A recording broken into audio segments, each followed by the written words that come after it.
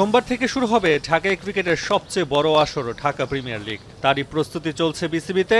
মাঠের ব্যানার তৈরিতে ব্যস্ত মাঠ কর্মীরা। অন্যদিকে ক্রিকেটাররা ঘাম ছড়াচ্ছে নিজেদের সেরা প্রস্তুতি নিতে। খাতা কলমে এবারের ডিপিএল এর সেরা দল গড়েছে মোহামেডান স্পোর্টিং ক্লাব। দলে আছেন জাতীয় দলের বেশ কয়েকজন তারকা। তাই আসর শুরুর আগে চ্যাম্পিয়ন ছাড়া অন্য কিছু ভাবনায় নেই তাদের, বললেন দলটির অধিনায়ক Tamim Iqbal. Format different tournament, আশা করি মোহামেডানের যে লক্ষ্য চ্যাম্পিয়ন হওয়া, অনেক বছর চ্যাম্পিয়ন হয় না, ওই দিকে যেরকম আমরা আগাইতে পারি। আশা করি এই লক্ষ্যটা আমরা যেরকম অ্যাচিভ করতে পারি, এটা আমাদের নিজেদের জন্য ভালো লাগবে। Plus this club deserves this. এত বড় একটা ক্লাব, বাট এত বছর ধরে চ্যাম্পিয়ন না হয়, it's not a great thing. সাদা কালোরা যখন মাঠে নামবে সেরা দল নিয়ে, তখন পিছিয়ে নিয়ে গেল আসরে চ্যাম্পিয়ন আবাহনী।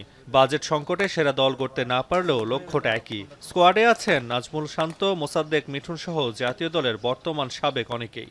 গত 5 দিন ধরে আমরা প্র্যাকটিস করতেছি, সো আমাদের প্রিপারেশনটা ভালো আছে। যে যার মতো প্রিপারেশন নেওয়ার চেষ্টা করছে। আমার মনে হয় কালকে সবাই নিজের সেরাটা দিয়ে চেষ্টা করবে, প্রথম ম্যাচ থেকে উইনিং থেকে থাকা।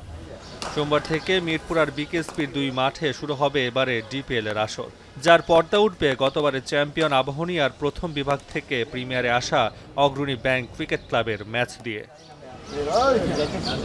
তাসওয়া নাফি, এখন ঢাকা।